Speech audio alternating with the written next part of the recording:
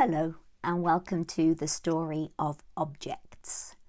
This little video is part of the A Feather in My Wallet project, which was put together through Arts Council England funding, and it was set up by the author and storyteller Kat Wetherill, and also involves the incredible artist Anne Briley and myself, Catrice Horsley.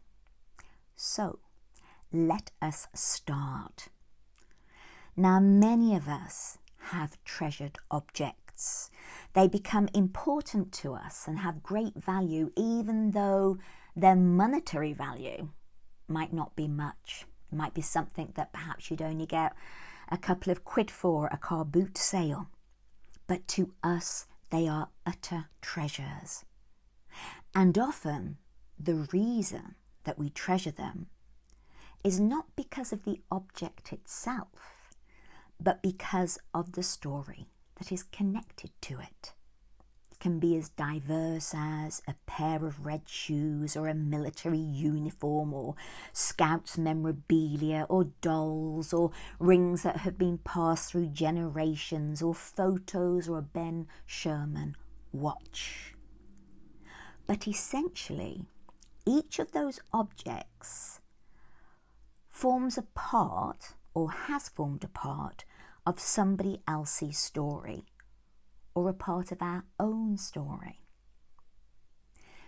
Objects are like doorways or mirrors. Like doorways in that they open up into somebody else's world or a memory of another world, another time, another place. And mirrors in that they offer us different reflections of who we were at different times in our lives. Now, it's often the case that objects can become broken or lost or they're thrown away by someone who has never been told the story connected to the object. I mean, often we can find ourselves saying things perhaps after the death of somebody we loved, like, how could they throw that thing away? That meant so much to mom, or that meant so much to dad, or that meant so much to grandma, and they just chucked it in the bin. Well, of course they did, if they didn't know the story or treasure the story that was connected to the object.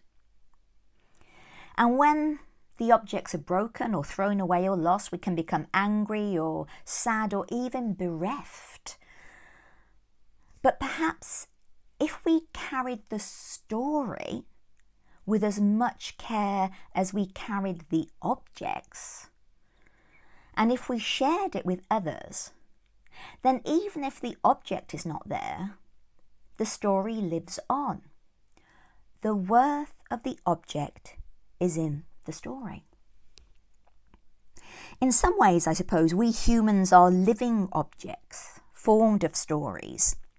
We feel worth and value through the stories people tell about us, or the stories we tell about ourselves, like, he was a really decent man, or she was such a loving and giving woman. All of us at some point will start to disappear, like all objects, and what will be left is our story. And all of our stories are worth sharing, as they are completely unique. So I suppose we are beholden, we must gather the stories from others and share them while their books of their lives are still open. There's nothing worse than thinking, why didn't I ask Grandma that while she was still alive, and never knowing the answer to the unasked questions.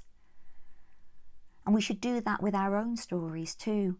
Share them while they still have our breath under them to bring them to life. If we all valued our lives and therein our stories as much as the objects we own, well, we could sense a worth in ourselves and know the true value of ourselves as living libraries of experience and wisdom. Go and share your living library while it is still living.